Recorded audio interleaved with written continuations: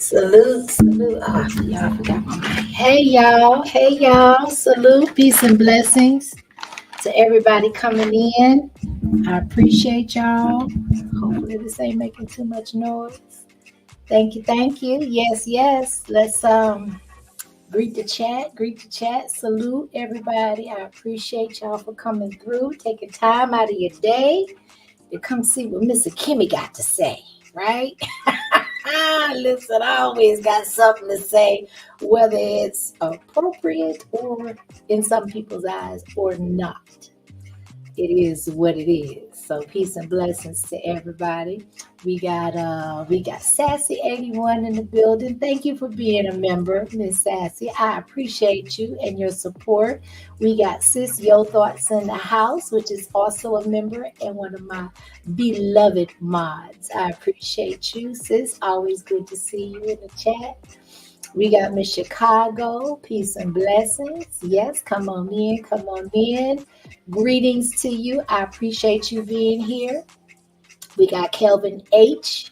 that has entered the chat. Yes, amen. Peace and blessings to you as well. Thank everybody for being present. So, y'all, listen. You know I ain't one for long intros. We're going to get right off into the content. I am feeling some type of way about these immigrants, and all of this information that is being revealed is really like disturbed my whole spirit, y'all, in some regards, because you see the mechanisms of things moving, right? You see from different sources, from different avenues, different cultures, classifications, people from all different backgrounds are having an issue with the behaviors and the things that a lot of the immigrants are bringing into the United States of America from an illegal standpoint. But the part that's the most disturbing to me is the more I delve into the information, the more I seek it out, the more I open myself up to what is being presented and people that are willing to be transparent and express their opinions on what is, happening in this country based off of the immigrants' behavior. It's disturbing that the powers that be, they're not speaking on it, much less addressing anything, much less bringing anything to the forefront. God forbid there's any accountability that is being held, whether it's thyself or from others. And even if it does come from others, it seems to fall on deaf ears and they play deaf, dumb, and blind, right? So I just want to say, I'm going to do my part to spread awareness of what is going on with these immigrants, because when it's all said and done, we've got a little over 50 days before election time. And I don't want to hear too many people, especially from my mouth to their ears, say that they don't know what's going on, or that they stand in the identity politics of it all, with their vote being directed towards the agenda, right?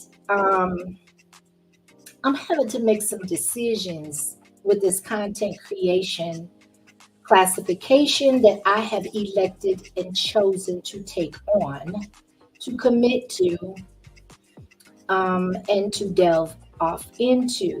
There's a huge responsibility that comes with being a content creator, especially when you want to stand and you are convicted to stand on the side of right, because we are not living in a time where the side of right is embraced, whether it's welcomed, if it's not the norm anymore You know, what's up is down, and what's down is his, or it has been down is up.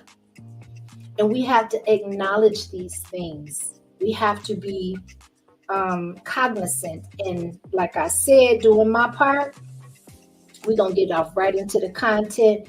And instead of using my words, I want to start, or during this live, I want to reiterate and let people speak for themselves and just do commentary on their personal experiences. Now, when it comes to the sanctuary cities, we know that we got New York and we've got Chicago, like at the top of the headlines, right? And there is this, I wanted, it was like an hour and 35-minute live, and it was so chocked and full of information. But I think that playing the beginning and letting there's a retired cop that speaks for himself with his personal experience and the differences between being on the force, feeling like, or being censored to an extent, a large extent, compared to now he's retired. He has launched his own movement, led his own path, and he does his own thing when it comes to inquiring and helping those that are disenfranchised in Chicago, homeless, veterans included, right? Compared to how they're being treated to the illegal, undocumented immigrants that have entered through the port of entry of Chicago and have been granted asylum by default. And it's got to be a slap in the face. So I want to start off, there's a couple of short clips, and then there's a couple of videos that I want to do some commentary on. And I am a reaction when it comes to the political aspect of it. I'm definitely a reaction channel. And that is my motive, and that is my my agenda when it comes to bringing awareness. Because again, I'm never big on he say, she say, right? What I am big on is people speaking for themselves and then getting some support, whether it's approval or disapproval. Their words are being reiterated to those that have ears open to hear. So without further ado, let's rock out, y'all. Hold on. Burger, ketchup on the burger, but not on the hot dog. Not on the hot dog. These are all migrants They live in in the station. That was a weird encounter. She looked at me like, You think what we do is crazy. You're the crazy one. Where else in the world do you have that isn't in a war-torn country? The offender stood up over me and he fired twice point blank. This is Sergeant Rubble. I think you just got to get the word out, and hopefully something will click somewhere and make a change. so recently retired lieutenant, right? Yes. How many years? I was on 32 years. I started in January 91 and just left the end of last year. Okay. So today you're going to bring us into different corners of Chicago, explain the current crime situation, police perspective, what's going on? So where we are right now is we're near Montrose Harbor, and what we're looking at out here is all these tents are homeless people. But why do you want to show this? Because homeless doesn't mean crime necessarily. What's the thing about homeless this situation? doesn't mean crime. So right now our officers are completely overtaxed because we've got this migrant situation. Okay. And all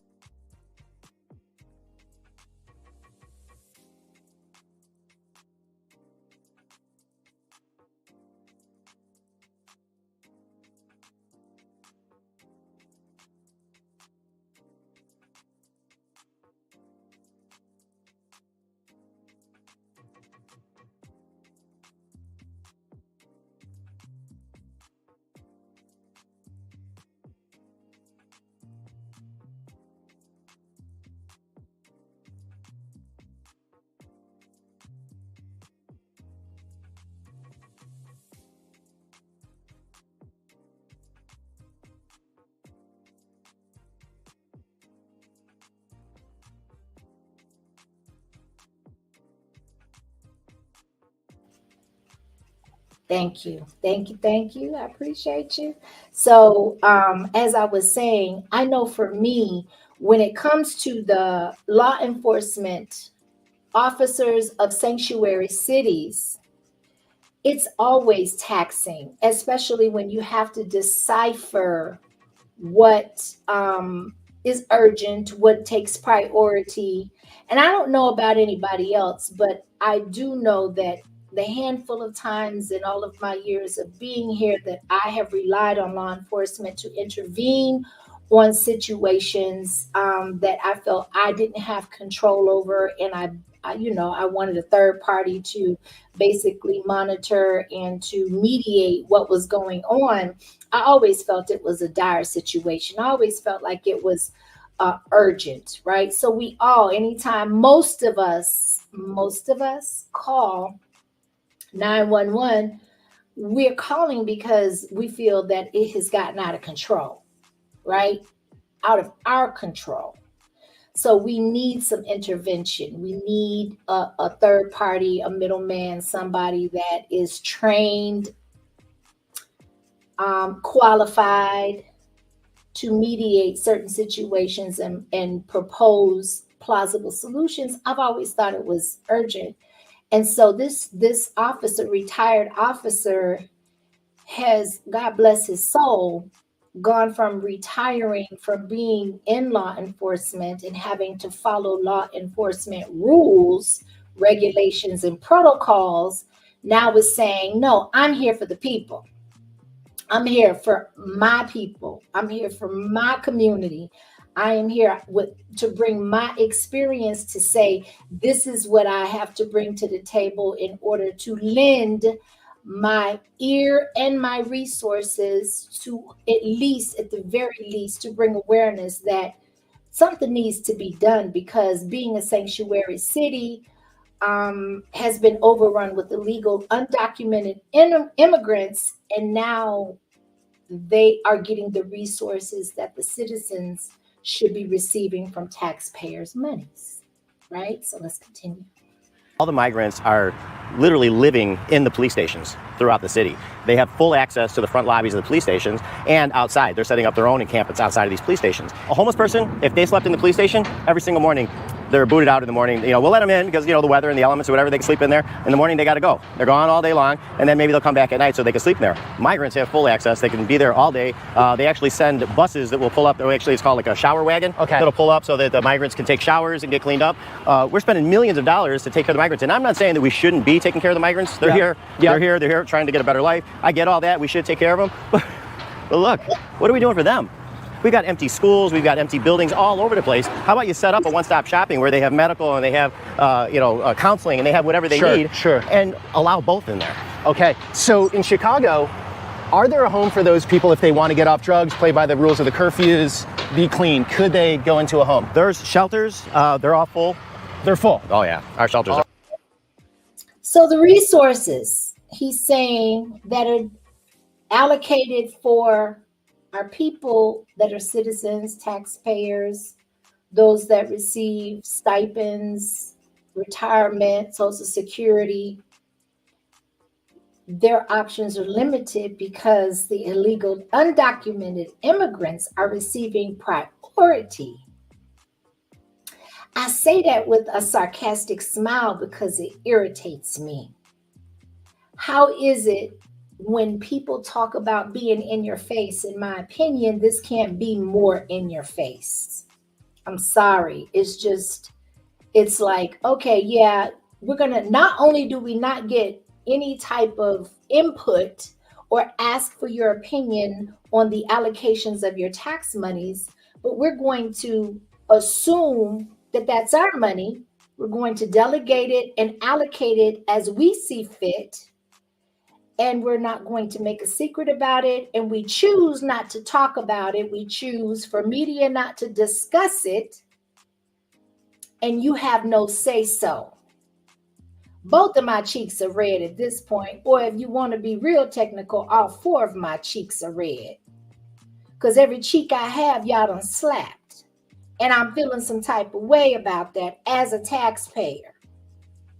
As someone that was born, raised, and have invested into the soil, and you are allowing and supporting and fortifying, in my opinion, and based off of video after video after video after video of people's personal experiences, stating that guess what? They get our support before you do, and we're going to take your money to fund it. And you ain't going to say nothing about it, and you going to shut up, and you going to go to work. You're going to pay all these high-ass bills, these high-ass interest rates, and these high-ass taxes that we have for y'all because we got to take care of the people that don't even know how to speak the native language of this country. Ooh, child, it's going to be a hot one, y'all. Let's continue.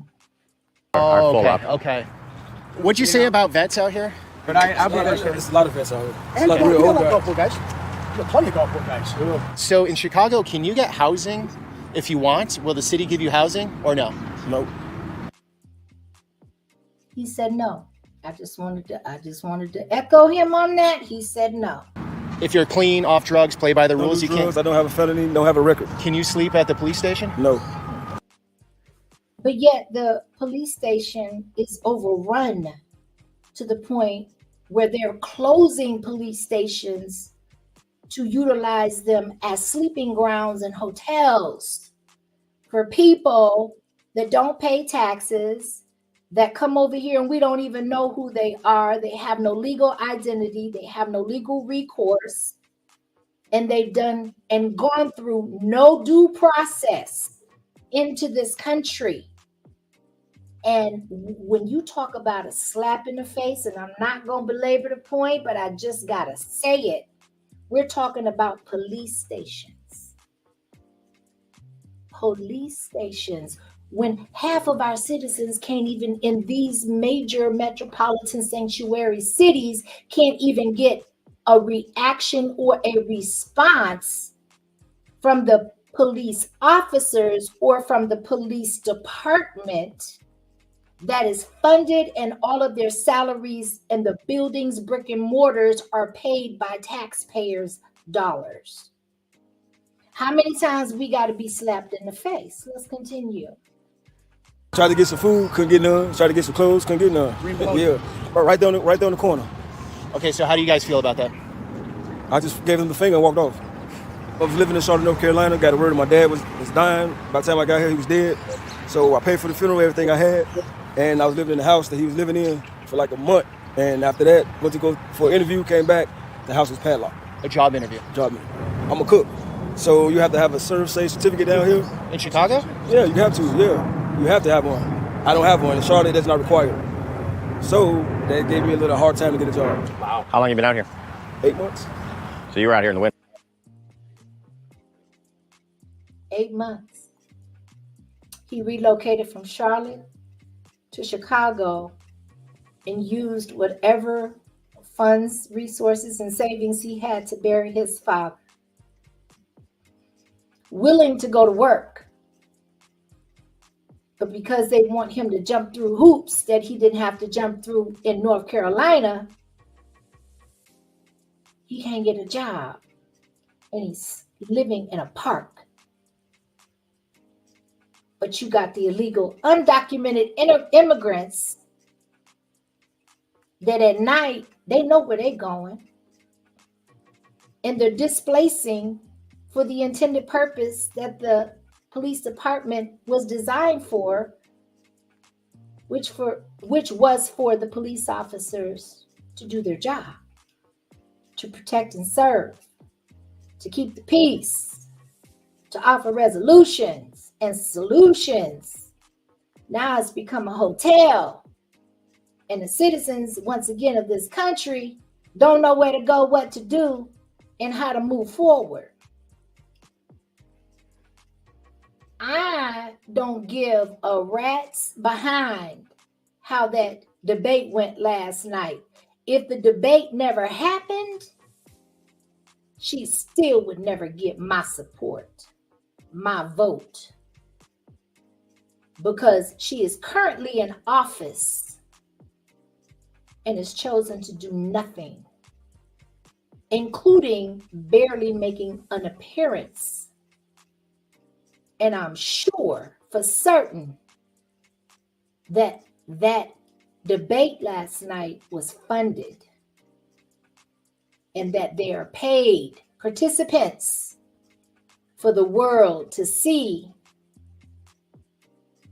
any policies that they promise, anything that they bring forth that they're willing to do, propose at the very minimum. No proposition, just a whole bunch of word salad.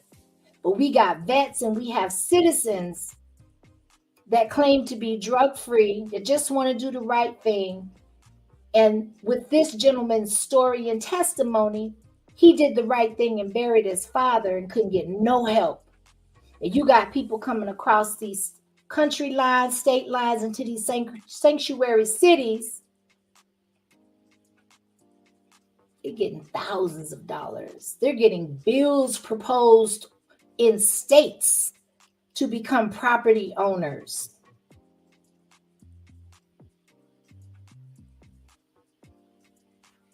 Let's continue. Okay. Not over here in the wintertime. I was just outside on the train. So that's another place where the homeless will seek shelter is on the trains. So they'll get on the train, so it's a warm place to sleep, and they'll just ride the trains from one end to the other, back and forth. And usually when they get to the end, that's when they Transfer to the train that's going back to another direction. Right. But then you got to look at it too. The people that's trying to go to work, going to school or whatever, they have nowhere to sit. People pissing and drinking. A lot of stuff going on that train. I got robbed on the train. That's why I'm not known it no more. So there are all types of homeless, fair to say? Like there are guys out here on fentanyl right now. To me, though, what I see, though, there's a lot of homeless people that have Social Security checks. They'd rather do drugs than try to get housing. They'll sit up for a week or two in a hotel or somewhere. Soon their money gone, they're right back on the train. Here's $20 for you guys, okay? All right. Thank you, guys. All right. All right. Bye-bye. So you got illegal undocumented immigrants that get the fortification and the protection and the knowing of being able to have a place to go sleep at night, while the citizens of this country are sleeping out in parks, can't even get employment to sustain themselves.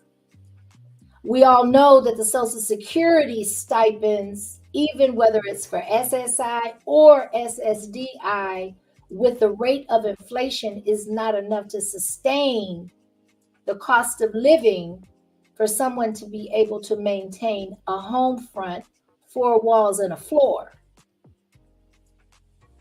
But we have people, we have no idea where they're coming from, what their purpose is here, what their intended purpose is, getting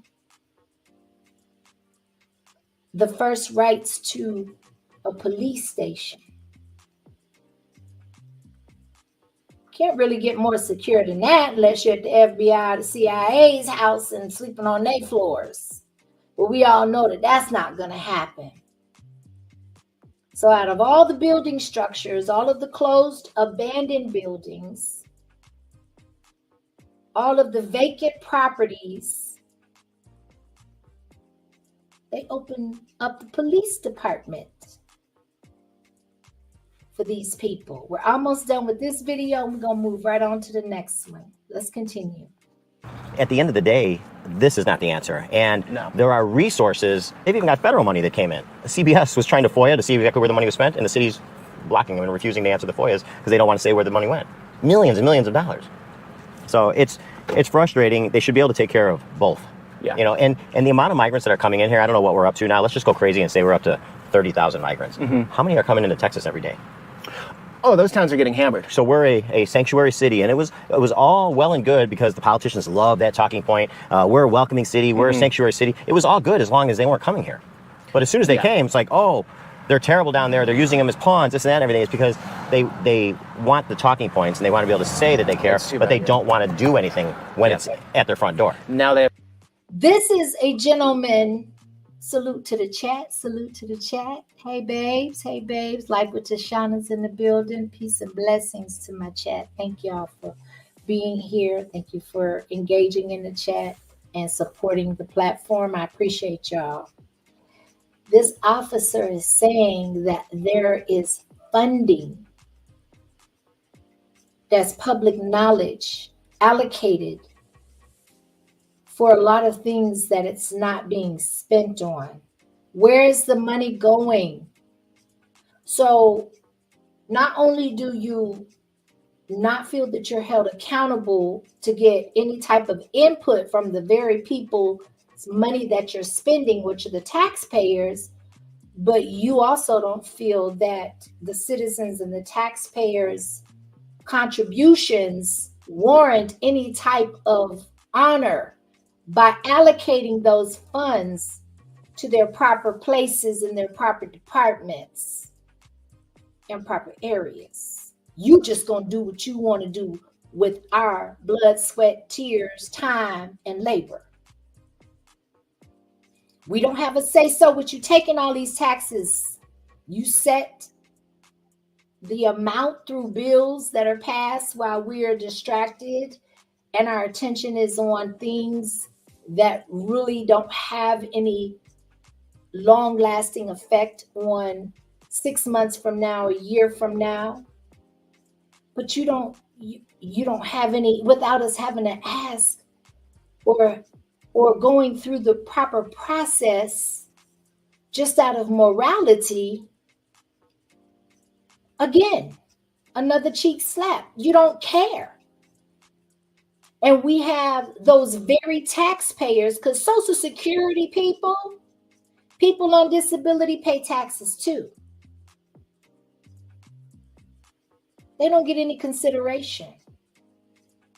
You don't even care who is here to vote because you done brought in the people that you feel don't support you anymore. You done brought in their replacements. And they are all still taxpayers that pour into the system, whether it's voluntarily or involuntarily. This man worked on both sides and is working on both sides as a retired officer to now on the other side, because that need has become greater and he has seen injustices that he can't speak on, in my opinion. So he's showing it through action. Y'all, we're going to go to the next video. And it's going to be a short one. And it's going to address the budget of Chicago going toward the undocumented illegal immigrants. Let's go. Frustration hit a peak at a city council meeting as aldermen and residents keep clashing over how taxpayer money should be spent on migrants. The council's Immigration and Housing Joint Committee couldn't vote or even start the meeting because some members didn't show up. But people still got to speak during public comment, and Alderman Byron Lopez announced a November referendum where voters can decide if the city should tax millionaires 3% to help migrants. We have 120,000 millionaires who live in the city of Chicago who can pay the fair share, and there are solutions so that we can do both. Care for new neighbors as well as the current neighbors. Are y'all lying to us? Because, see, we know that the budget stated that you guys spent $400 million on the migrants who are illegal immigrants last year. The city is... She said 400 million. Black people can't get reparations. They can't even get a seat at the table to have a conversation about thus reparations. Whether you call it reparations, whether you call it a hate crime bill, whatever you call it, assistance, a supplemental program, we can't even get a seat at the table to have a conversation. But the starting out balance for the financial support of illegal immigrants is 400 million, strictly and only for the city of Chicago. 400 million. Let's go.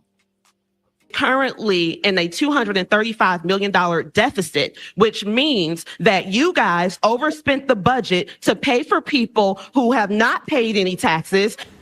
CJ Lopez. 235 million surplus? That's over half of what the suggested or the original amount was of 400 million. 635 million, roughly speaking, American dollars is going to an entire population of people that have absolutely no investment in this soil, and their feet ain't even wet. They don't speak the language. They're not working. They're not paying taxes.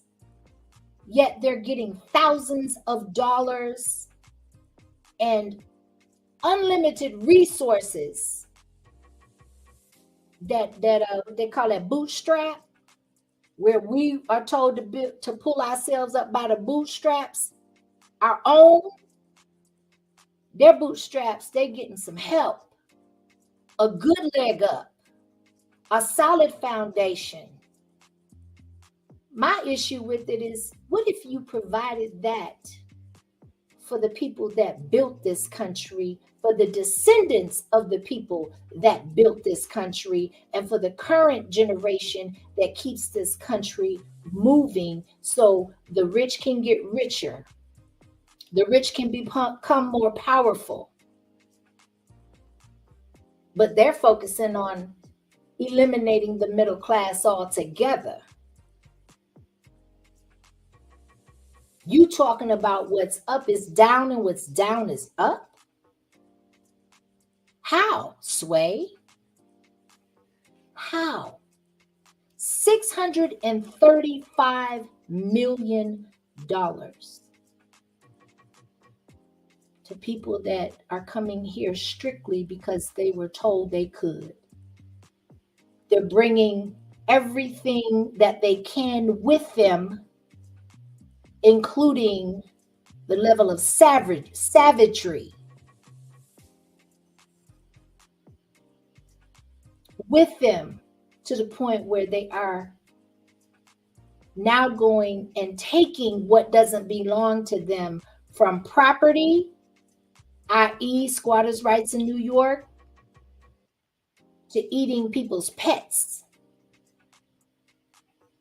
i.e. Ohio. And that's what's documented. Think about all the places where it's not documented, where there is no video footage that has surfaced yet. Y'all, this is a problem. Y'all better wake up, and you better realize this is real life that we're living. So, and that brings me to another level of savagery in this country. And the main theme of this live, every time I see the sheriff, I laugh and chuckle because it reminds me of Kwame Brown Bus Life. Shout out to Kwame Brown Bus Life. When he watches this man, he always references to him saying that if you come into our neck of the woods and you plan on coming aggressive with violence, you're going to end up graveyard dead. But we're going to go through this video clip, and a lot is going to be revealed. I'm not going to say a whole lot, though I will stay in fair use and within the community guidelines, but he can say it much better than I can and tell his story. Let's go. We have with us Brandon Shealy from FDLE and Eric Ross from the Statewide Prosecutor's Office. And once again, when we do these investigations, we do them with multiple agencies because it crosses multiple jurisdictions. We appreciate our Attorney General Ashley Moody and her team, as well as FDLE. We also were joined by Hillsborough Sheriff's Office, Manatee Sheriff's Office, Pasco, Pinellas, and Collier County Sheriff's Office, and the Kissimmee Police Department.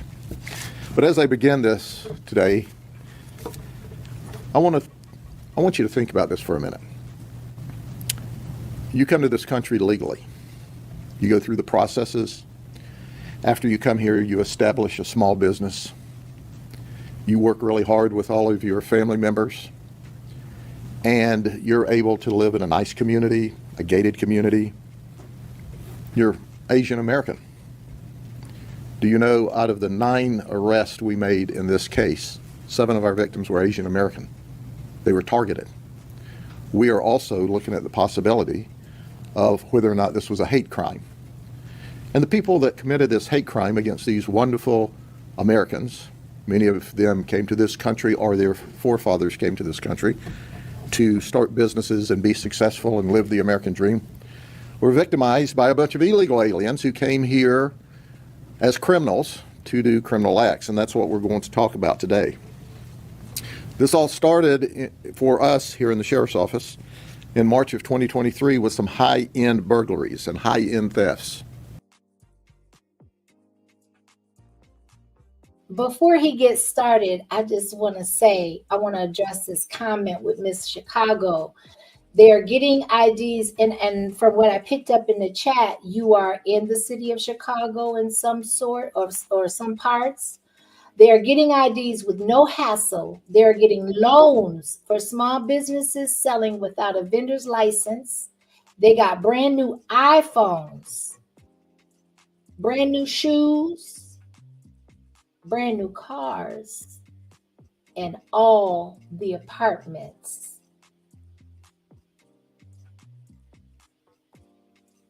I'm just sitting up here imagining if every descendant of the builders of this country were to receive that in that order, how it would be such a leg up. Maybe not for everybody that would utilize the funds correctly and have a profitable vision for their families. Again, we're supporting and we're funding people we don't even know, that don't even like us, that we more than likely have gone to war with or supported those that have gone to war with these countries that we are granting asylum to. I don't know, does that infuriate anybody? Does that frustrate anybody else? Back in the day, not 100 years ago, when our people got infuriated or when they got frustrated, they got vocal, they got active, they got busy. This is crazy. Thank you so much, Salib and Yah. I appreciate you. Thank you for supporting the platform. And copyright disclaimer of a Section 107 of the Copyright Act 1976. Allowance is made for fair use for purposes such as criticism, comments, news reporting, teaching, scholarship, and research. Amen. And I salute you and thank you again for the support to the platform. I appreciate you. Thank you. Thank you. Let's continue. And again, I just wanted to insert that there before he got started because he's getting ready to go in, y'all. And he's going to show his frustration, which is why I give Sheriff Judd much respect, because he is utilizing and has activated his authority and his personal power within the jurisdiction of his environment and what he has dominion over as far as going through the due process of making decisions to benefit the citizens of that environment. He is holding people's feet to the fire and holding them accountable while he is making change, becoming comrades, and solidifying relationships with organizations and other people that have like minds in order to further that agenda and that vision on the side of right. Woo! God is with me today. Bars. That was bar. I wouldn't be able to repeat that if I wanted to, but that's why the replay button is so effective. Let's continue. It's called the SATAG. It's South American Theft Group. Now, it's not new to this country. In fact, we have groups from Colombia, Colombia, and South America, working all across the United States as we speak. They're focusing on high-end houses. They're focusing on business owners, local business owners. And these four folks that I'm going to talk to you about for a few minutes, guess how they all got here across the southern border? They're all here illegally. Well, some of them are not here, and I'll explain that. So while you have a group of Asian Americans that came here legally, or their parents did, or running beautiful restaurants, you have this group of folks who have stolen, that we've documented, just about $1.7 million from them in cash, in jewelry, and high-end jewelry, in clothes. And think about this. What makes these folks so really, really dangerous? They are professional burglars. This is organized retail or organized criminal conduct at retail facilities such as our Asian American restaurants. What's interesting about this is they go to the restaurants and they photograph the outside of the restaurant, the inside of the restaurant. They not only photograph the restaurants, they determine who the owners are. They do their due diligence. They search the public record. They identify the owners. They set up surveillance and counter surveillance. They follow these people to their homes. Then they photograph their homes. And they look at their alarm systems. And they look at the cameras in the neighborhood. And they have Wi-Fi jammers and ways to bypass alarm systems. And then once they have their victims patterned, then they attack. They will dress in burqas. They will dress in lawn maintenance equipment, uniforms, like they're there with the lawn service. They will ride scooters through the neighborhood. They'll be wearing jogging clothes. And once they see that the path is clear, that's when they break in and steal large amounts of items. While I'm listening to this, I'm thinking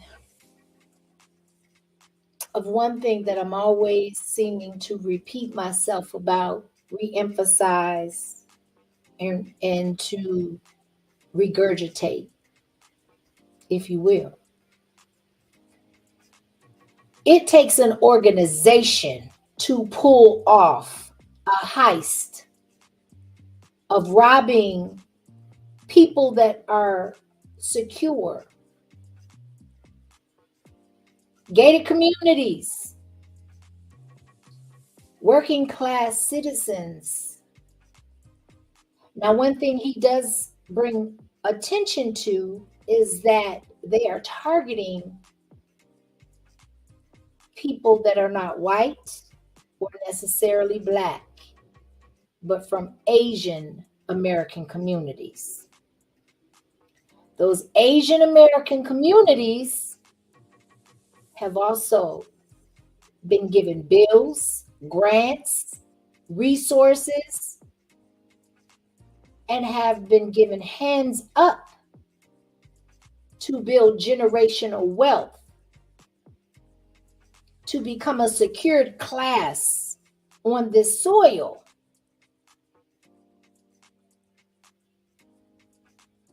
At the behest of taxpayers' monies.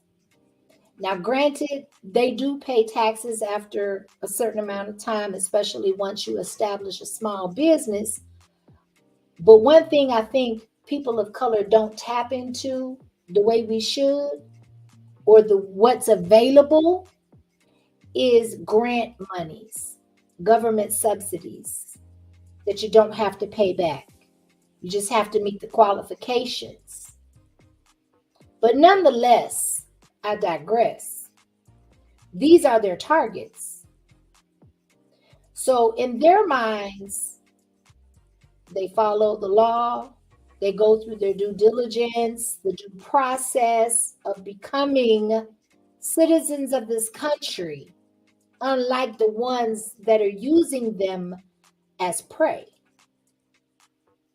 Unlike the ones that are targeting the very ones that have gone through the toil to have a right to be on this soil legally by paying into the system, by exerting some blood, sweat, and tears on this soil for an extended amount of time, for making sacrifices to display that they are here for a specific cause, but they are willing to go through what they should be going through, what the laws say, what the bills say, in order to be able to prosper in a legal fashion.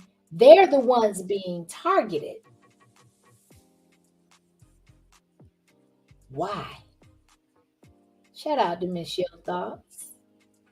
Why? Why is all of this so in your face and so overt? They don't even care how we respond. They're not scared of us. They're showing us how unafraid they really are. Let's continue. Here's what we know.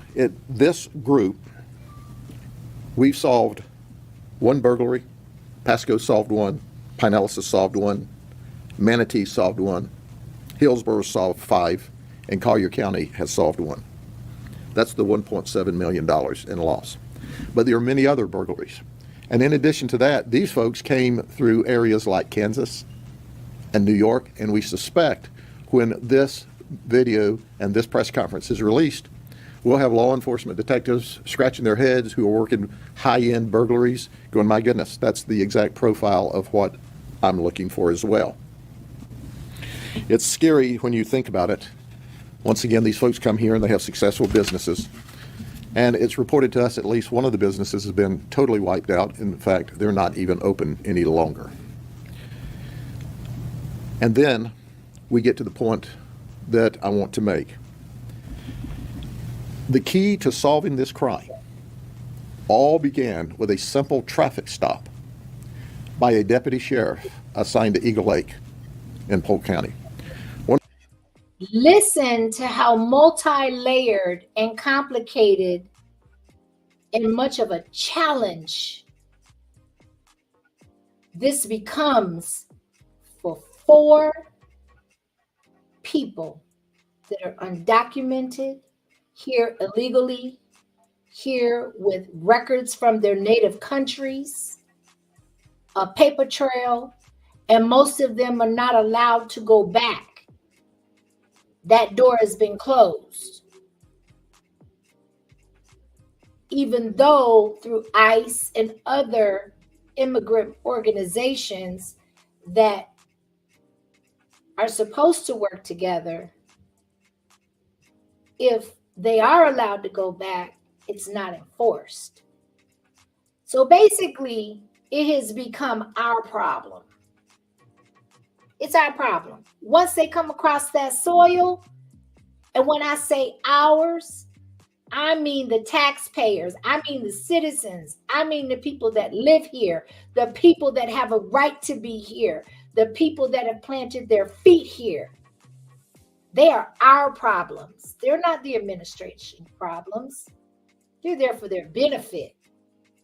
They done palm them off on the taxpayers and the neighborhoods and communities that they've thrown them in, or they have allowed them in to say, or directed them in to say, you know what? You can't go here, here, and here. But now, I don't know if they planned on this happening, because the Asian American community is a protected group. I'm telling y'all, if you don't believe in God, you better start. You better start believing in a power higher than yourself. We are mere humans with limited capabilities that can become even more limited based on the world that we're living in, the distractions and the things that will limit our capacities even more so. But I'm telling you, You're going to have to believe in something higher than yourself. Because one thing is for sure and two things are for certain is that we all going to check up out of here, and we all here on borrowed time in a limited amount of time with none of us, including the Lord Savior himself. If that's who you believe in, he's had to depart from this world for a period of time. Let's get it together. Let's go. One of our deputies stopped this car for a traffic violation. We were able to put all 4 of these people together in the same car. And we made the appropriate charges, but more importantly, that young deputy documented everyone that was in that car on that day. Our detectives, who had been working diligently to solve this because these burglars are very, very good, said, we've got our toe into the door now. So our team set up with FDLE and the Hillsborough Sheriff's Office. We followed these folks, and we followed them from their home in Orange County in 2 different vehicles. As they came through Polk County, they stopped in Plant City. Guess what they did in Plant City? They started surveilling their next victim. So we watched that, wondering if that's where the hit was going to be. Then they left there and went further into Hillsborough County, into the unincorporated area, and they stopped to change clothes, to get in their burglary clothes. And then they stopped to steal a tag and put it on the vehicle. And then they went to attack the house. Well, because of the incredible work by my detectives, the incredible work by the Hillsborough detectives, the incredible work by the FDLE agents, we were able to arrest them in that burglary. And I'm going to give you the date on that. It was actually on April the 23rd of this year. And I want you to follow that April the 23rd as I go forward. We served subsequent search warrants, and we recovered very little property. Very little. We got very little evidence. They are moving their stolen goods out of the area quickly. That's how you know they know what they're doing. Very little evidence. You only have a limited amount of organizations that are going to be willing to work together cohesively for the right and the good of the community, of the environment, of the city. It's limited. However, I take my hat off to this gentleman, the organization that he represents, the willingness to be brave to call, because he's going to call those people that he feels is responsible out in the job and the capacity and the role that he is in. That can't be easy. He looks like a family man. First thing they do is they attack. If they can't get you, they're going to go for your people. He has been unwavered and he has been unshakable in his purpose. And he is drawing like minds to show that with solidarity, with community and comrades, we can get this done. Even if it is for a small circumference of a community, it's a blueprint. It's a plan. Let's continue.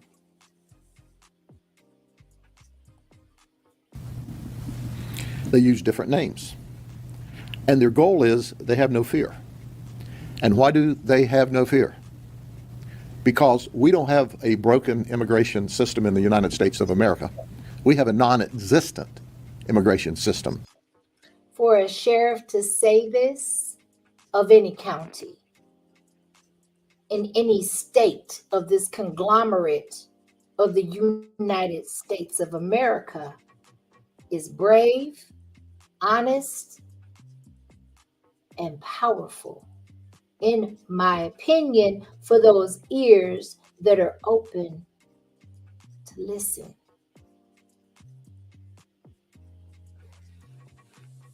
I want to take that back just a minute. Let's go. I want to hear that again. As I go forward, we served subsequent search warrants and we recovered very little property. Very little. We got very little evidence. They are moving their stolen goods out of the area quickly. They use different names. And their goal is they have no fear. And why do they have no fear?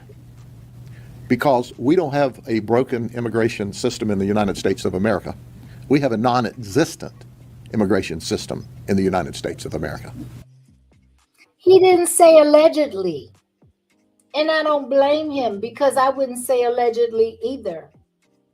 When the writing is on the wall, and he's going to go into how his hands have been tied with working with other organizations and relying with his position and his classification as sheriff of Polk County, he is going to elaborate as to how much pushback and how much non-support he receives from those he reaches out to, starting with ICE and the immigration departments that are funded, again, by taxpayers' monies,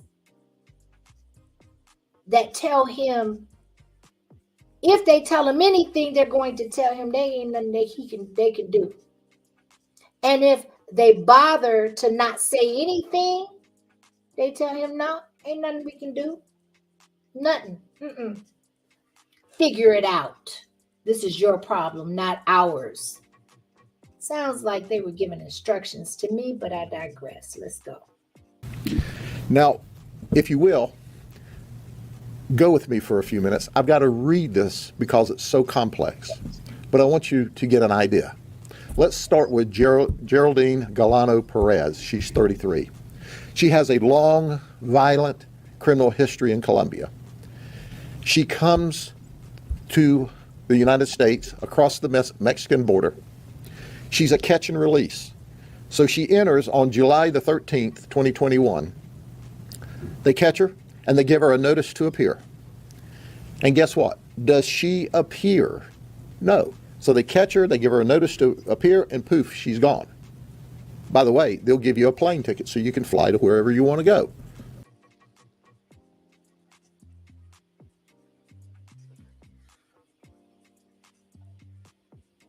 So y'all telling me, so Sheriff Judd is telling me, and those that have an open ear or listening ear, that she's what they call a catch and release.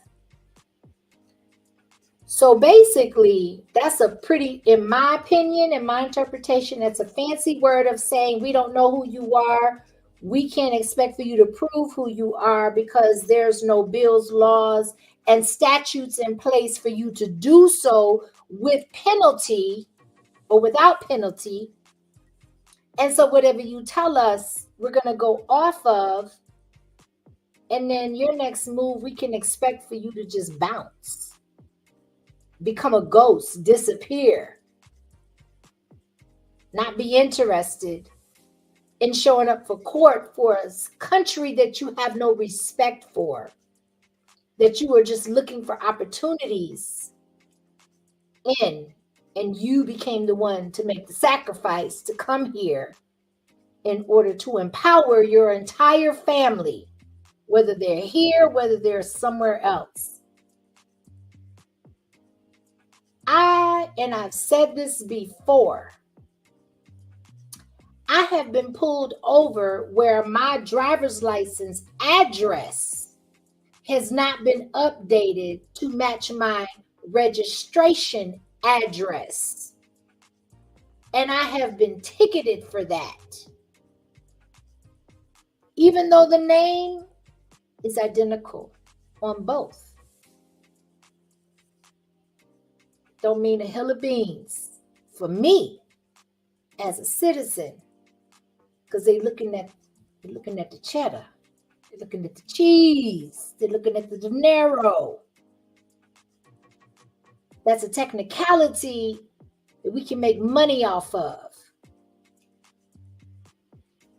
But you do a catch and release of somebody that's contributed to stealing between cash, clothes, and jewelry $1.7 million worth of value. And the best we can do is give you a court date. And if you don't show up for that court date, okay, then you exercised your rights over in this country that you've been given. Y'all, I can't. Let's go. And that's at the taxpayer's expense. So on 12/15/22, and then again in 23, the federal judges in New York ordered her removal.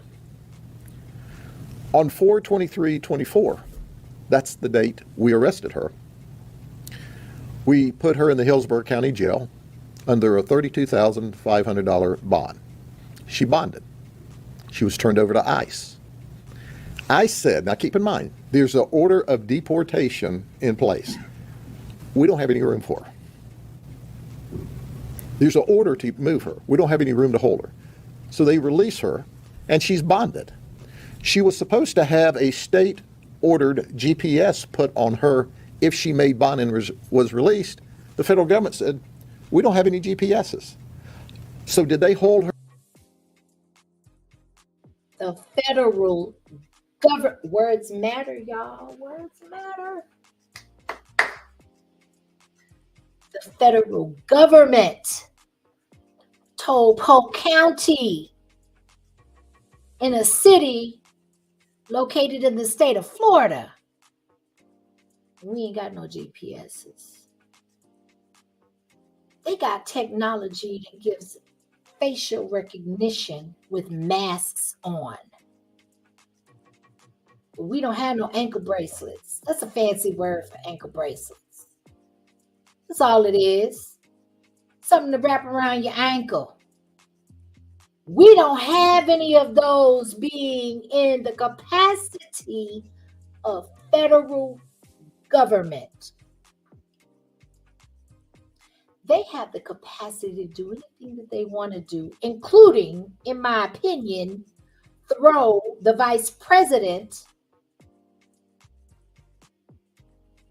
into an arena, totally just make the president, the acting president of this country for the past 3.5 years, ain't nobody even saying his name right now. The name on everybody's tongue is Kamala Harris. Per the media, per the federal government, in my opinion, fair use is in effect. So you're here to tell me that you're telling Sheriff Judd that is giving you documentation, a paper trail,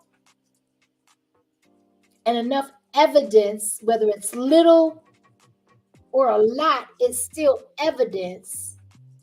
And you tell him, nope, we're going to catch him really, because you done told him from the beginning, we're going to catch and release him. So he comes back and he say, can you put an ankle bracelet on her ankle? They say, nope, we ain't got none. We ain't got none. Do your own math. Let's go. Her and refer her back or get the state to come over and put a GPS on her? Of course not. So we scrambled around, our detectives, when we heard, hey, she's about to be released, because we know she is smoke in the air, she's gone. And we get an arrest warrant for her. And we put her in the Polk County Jail. Are you ready?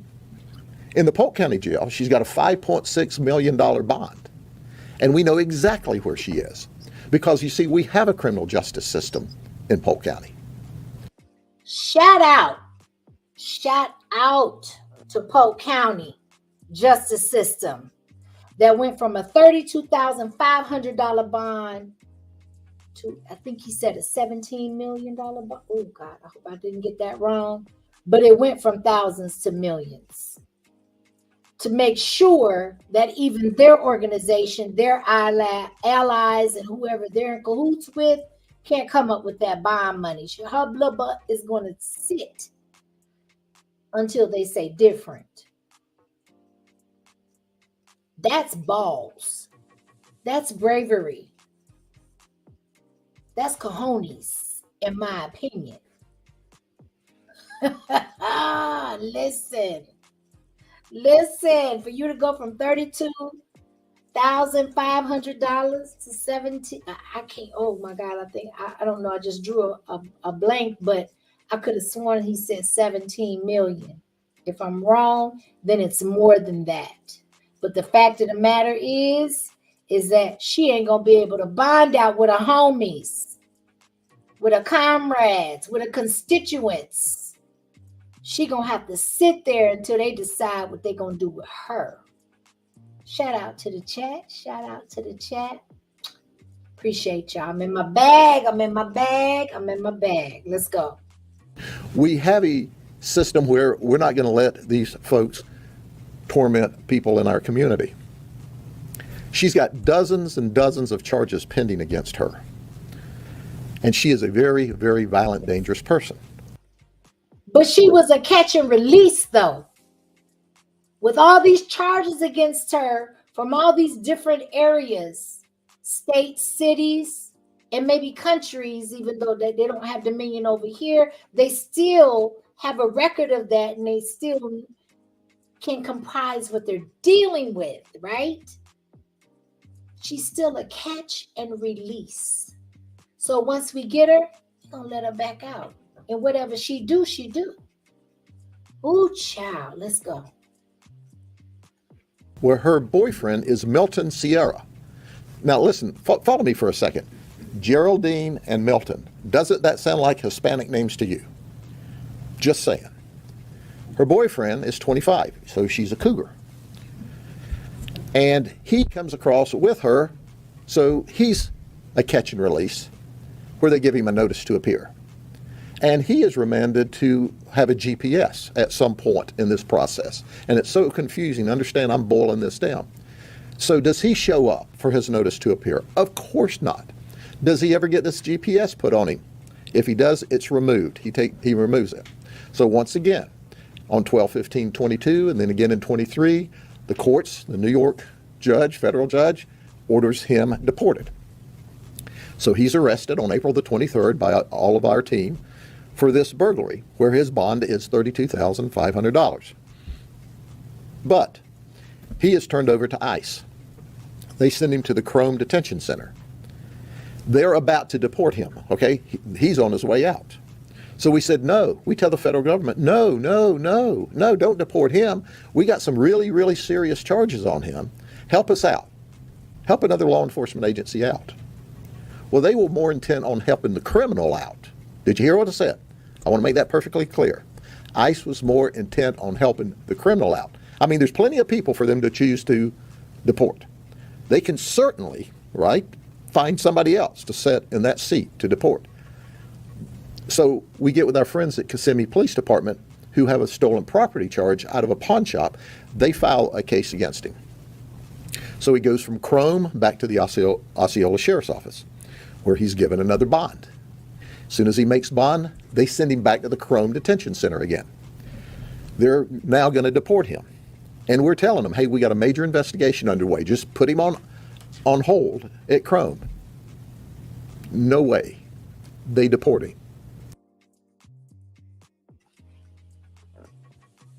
I smell sabotage, in my personal opinion. So they're doing all the footwork. They are collaborating with other organizations in other counties in the state of Florida, combining resources, expertise, knowledge and wisdom, experiences to bring these people to justice, because it's not what you know, it's what you can prove. But like minds are gelling together. They're coming together and saying, you know what, this ain't right. Let's combine Let's consolidate and let's join so we can make this stick. They can't even get I keep calling him Judge. Sheriff Judd cannot even get enough cooperation to help them to hold this boyfriend. Now, mind you, again, as a reminder, the girlfriend is a catch and release. They know that this is the boyfriend, the next in command, the next in charge when it comes to being connected with her. And all they asked was that you hold them until we can get something that'll stick. We working on that. We just need a little more time. And his words, Sheriff Judd says, they said absolutely not. If y'all don't have your eyes open, they deserve to be closed. Let's go. He's gone. He's pending all kinds of very serious charges here, and he's gone. Well, some people would say, hey, he's out of the country. He'll be back if he's not already. Now we don't know where he is. He may be in a gated community near you, someplace in the United States, because we know his girlfriend's here and his children's here. I don't suspect he's going to stay in Colombia very long. I don't think he'll want to come back to Polk County because his girlfriend's already shown, hey, if they get a hold of you here, they will keep you locked up the best they can. But did I mention that in the middle of all this, NYPD had arrested him for 2 felonies? And one of them, he had previously cut his GPS. So NYPD has him in custody. He'd already cut a GPS. They had orders on him. Do they grab him there? NYPD is not allowed to talk to ICE. So NYPD is not allowed to talk to ICE. This is a sanctuary city. This is a state where it's a trendsetter for the rest of the country to follow suit. It is a state that has impact, reach, and ability to be able to make change as a trendsetter for the rest of the country. And New York City and ICE don't have no medium and no middle ground they can meet upon in order to have the same objective, which is to hold illegal, undocumented immigrants accountable on this soil. If nothing else, for the mere fact that they're being provided for more than the citizens with the citizens' monies through taxes. Oh boy. Listen. Okay, let's go. Let's go. We're almost done, y'all, with this one. I can only do so much before I realize, because the writing is on the wall. We know what it is, but we need to bring some context and we need to bring some solidation. When they talk about, oh, you need receipts, show proof, this and that and the other. This is a sheriff that is making change and has been for some time now in the state of Florida. So people talk about Ron DeSantis, but I don't hear a whole lot of people that is able to debunk or to demean the purpose, the words, and the objective of this sheriff of Polk County, Florida. Let's go. he's released from NYPD's felonies, and they still have charges pending on him there. Well, Jason Ruiz is 42. He says, we're all friends from our border days. At least that's his statement. On 12/30/21, he comes across the border illegally through Arizona, and he's paroled because there's no space to hold him. Then he receives, or there's one issued, I don't know that he had a forwarding address. Denver ICE does a notice to appear.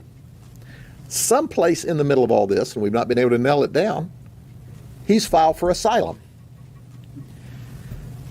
So we go on, and it's now January of 2024. Kansas Highway Patrol arrests him for DUI, and he bonds. Then he comes to Polk County. So he has to get picked up again because they don't find him to be of interest enough to retain him and to make him go through due process. Maybe they felt that they gave him enough taxpayers' money. I don't know. I can't read their minds, but what I will say is that he got stopped for a DUI and he was still able to bond out with all of these other pending charges. It didn't tell you nothing when his country of origin say, guess what? We'll take him back, but when we get him back, all we're going to do is release him because we don't really want him back. Let's do the math on this. We at some point have to hold our government responsible, our soil responsible, those that are in charge. What is really going on? But you got people of color that can't even bring the topic or certain words that would absolutely benefit people of color to a conversation or a table to be introduced as a point of conversation. Y'all, something else is really brewing. And for the sake of me being on this platform, if you know, you know. Drama sells. Drama provokes change.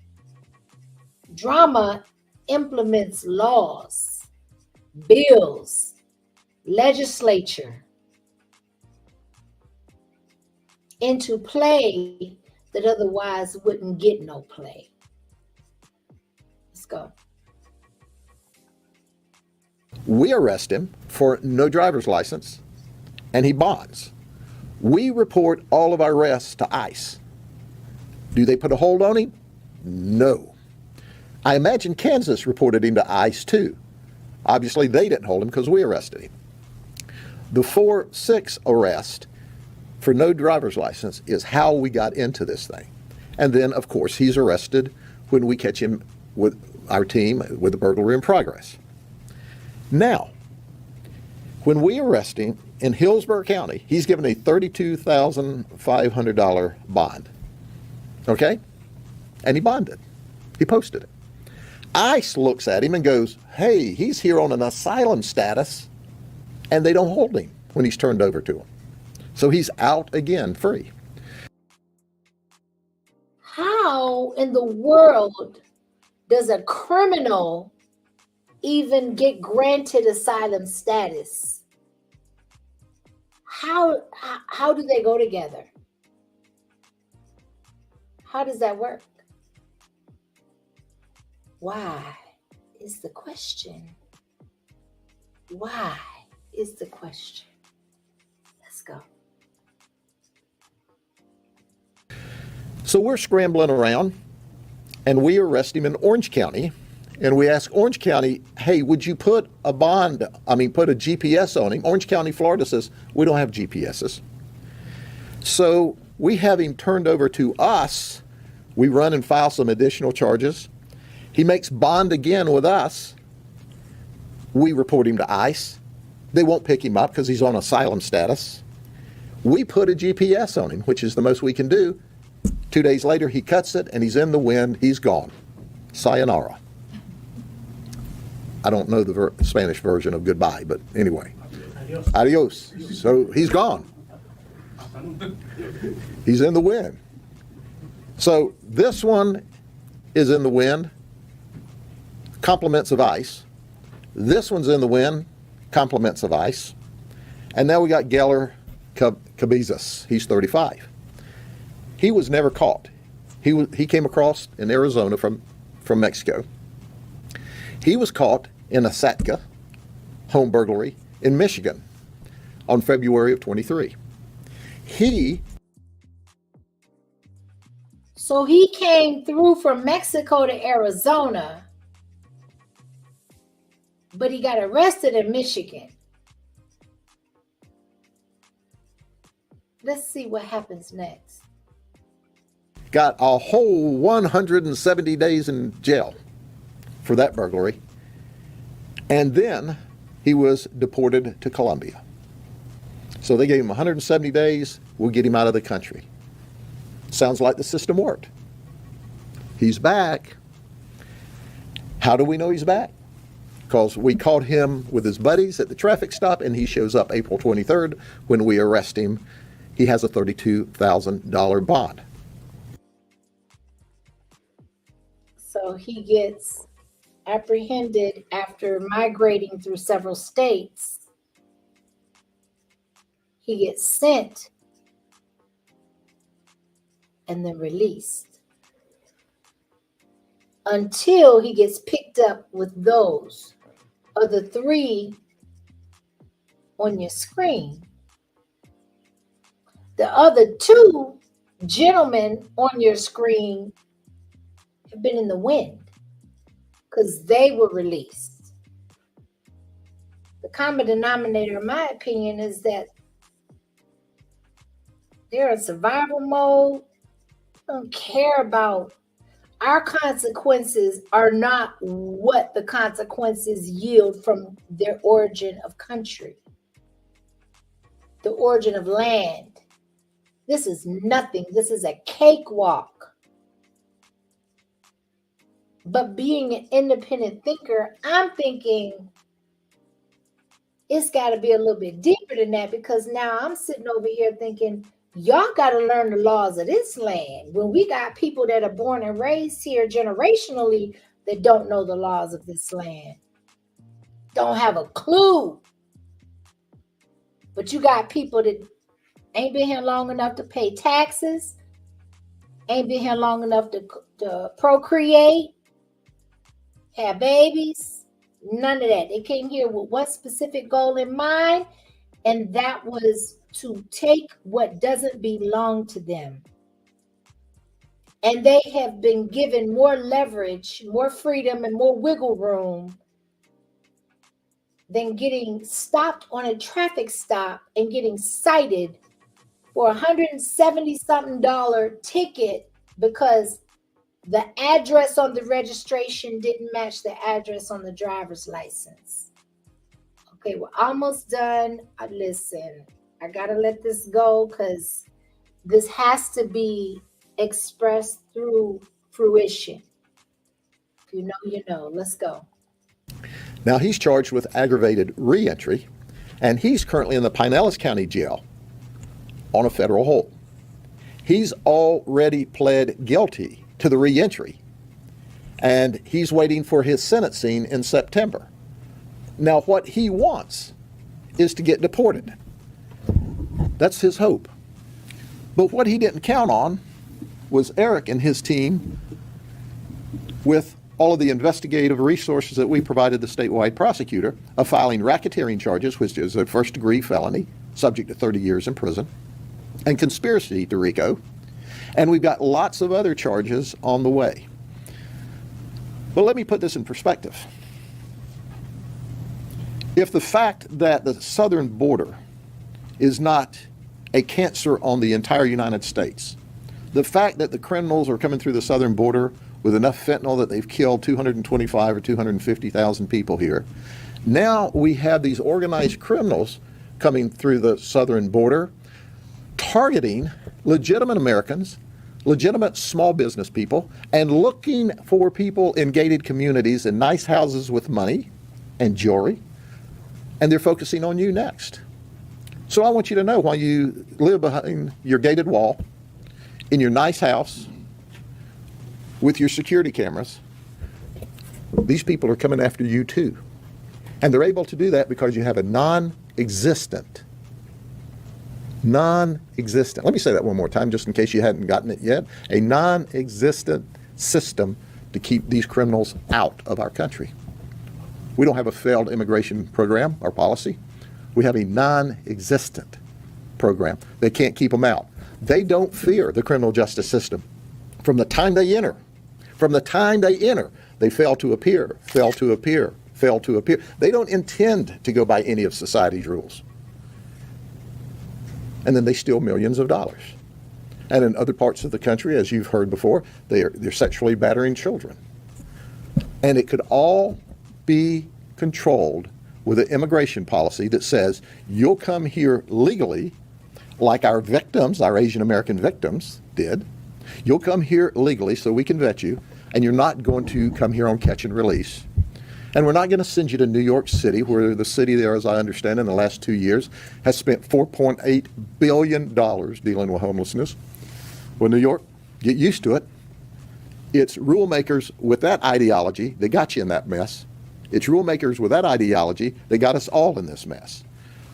We can stop this. But if we don't, you're going to continue to be victims.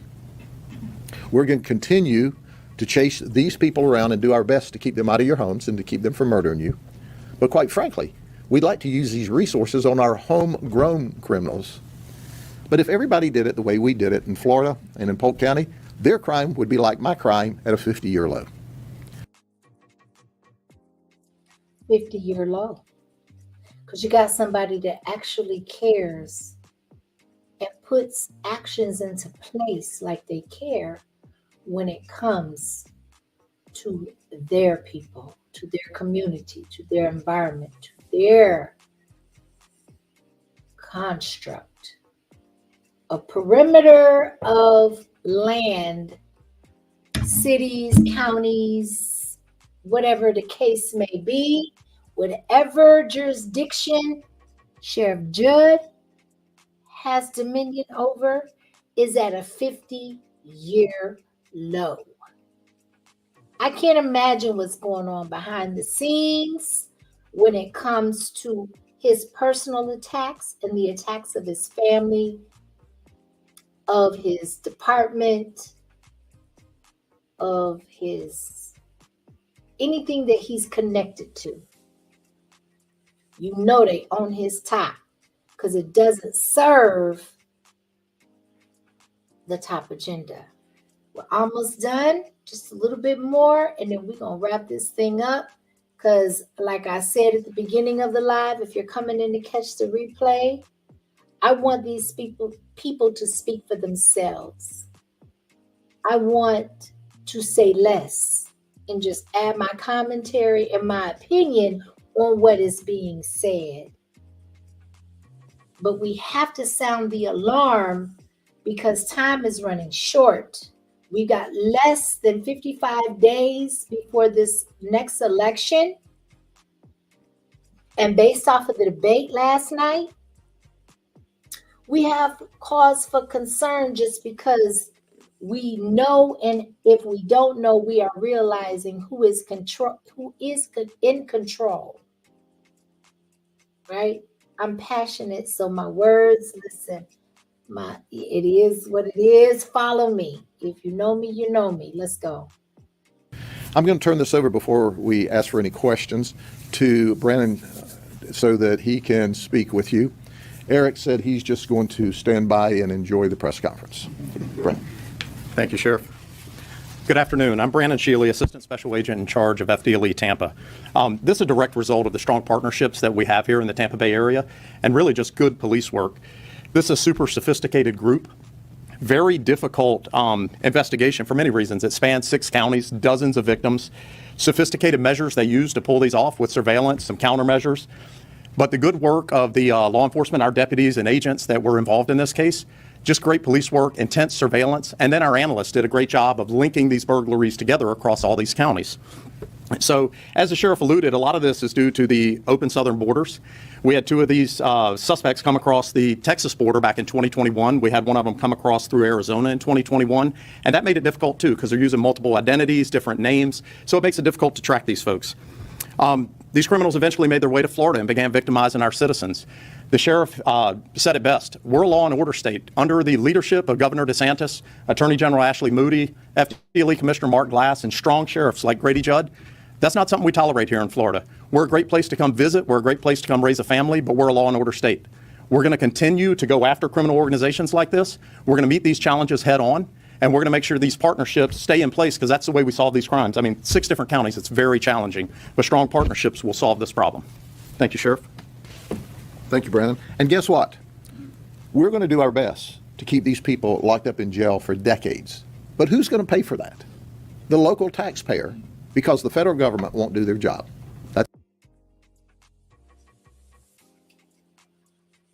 Federal government won't do their job. With that being said, I think there's enough said. We have to be vocal. We have to be proactive. We have to be active in our homes. And if we have enough left over in our communities. Wisdom and information can be empowering if it's used in the right avenue and in the right direction. What I want to propose before I end this live is that we have to think beyond ourselves. If you're reaching an elderly age as myself, or considered in some regards as an elder, it becomes less about you and more about your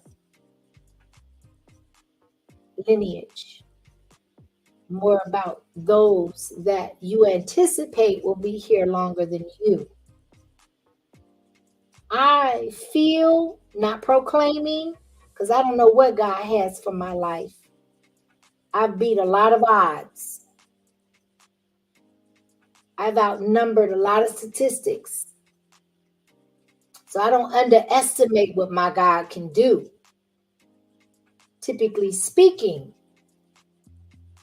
people of my age tend to have more life behind them than they have ahead of them. It is our responsibilities as elders and as people that accrue wisdom, whether it's through information or experience or both, to say it, to proclaim it, to shout it from the rooftops. Because once we take our last breath in this matrix, in this realm, in this world that we are currently in, it's over after that. Who's going to step up and say what needs to be said when it comes to real life? Who's going to step up and say the unpopular and be willing to be the outcast, to be willing to be the ostracized because you believe on being the side of right? The writing is on the wall. I can do 1,000 videos, but those eyes and ears are only open to those that are willing to hear and see something other than what they've heard and saw. I graciously accept that responsibility because I know it's part of my purpose. We cannot continue to embrace the saying that ignorance is bliss, because even bliss has an expiration date. Would you rather be shocked into being aware and woke, or would you rather it gradually take place? As humans, we don't deal very well and adjust to PTSD, but I'll let you be the judge of that for you. And with that being said, shout out to Sheriff Judd, to all of his constituents and his comrades and those that have like minds.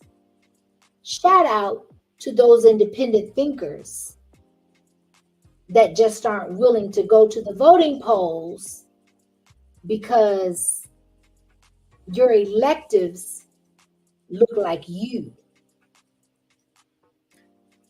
We are in an informational age to where most of us, it just depends on who's open to embrace the truth, who's open to accept the truth and those that are not.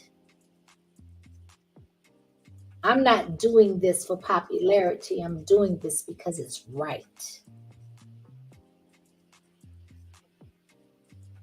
Are we on the same page? If not, feel free to unsubscribe and move around because YouTube is a big place. I'm not motivated or moved by my subs.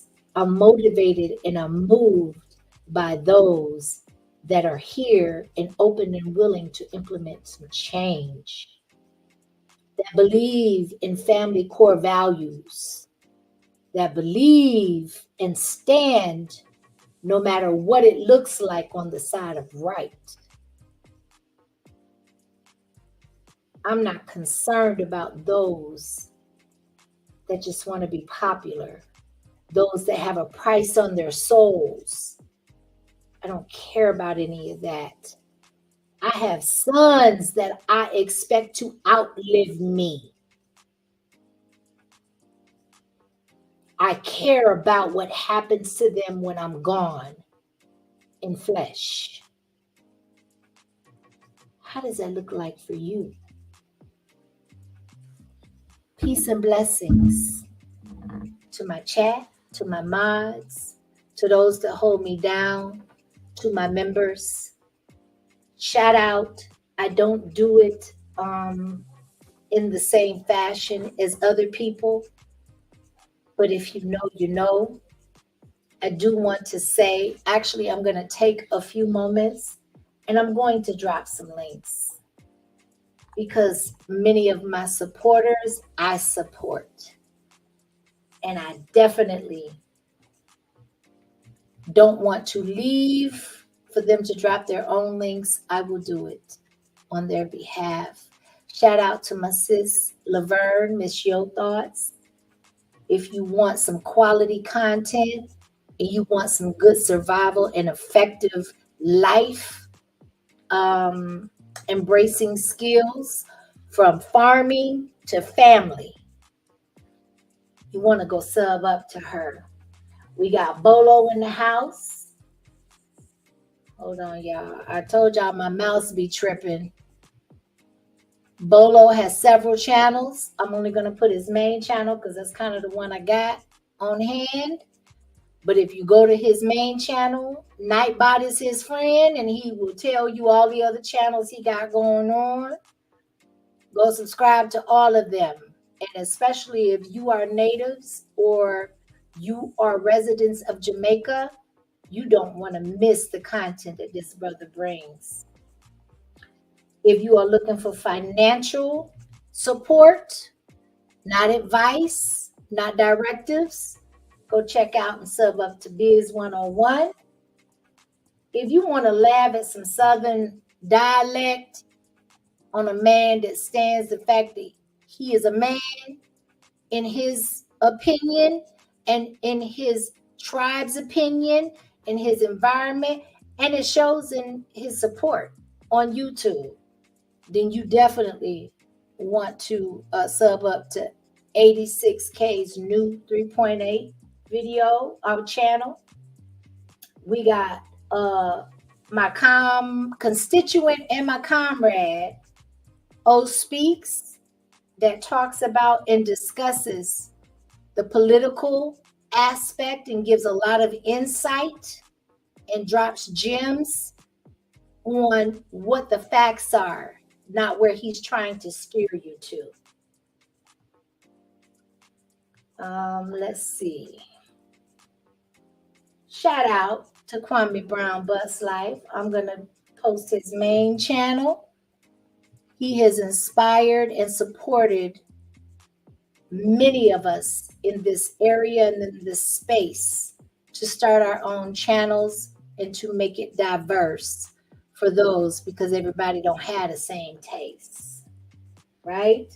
We got Mel W in the building, which is also, not only is he an educator of our children to incentivize and to educate the upcoming generation, but he also has many gems to drop when it comes to us. right? His own community.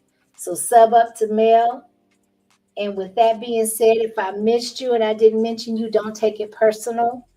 I only got a certain amount of time because I'm an active mom, and I stay in my kids' business, and I stay in my kids' lives, and I'm there when they need me, which they do need me still, until they don't anymore.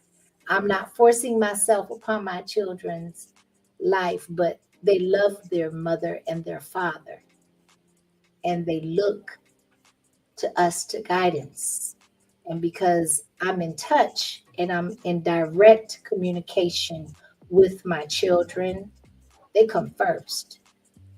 And with that being said, peace and blessings to everybody. Much love. And until we see each other again,